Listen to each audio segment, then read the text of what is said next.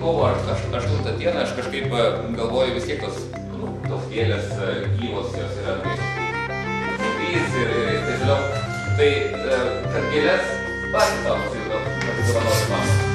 Kad nereikia man.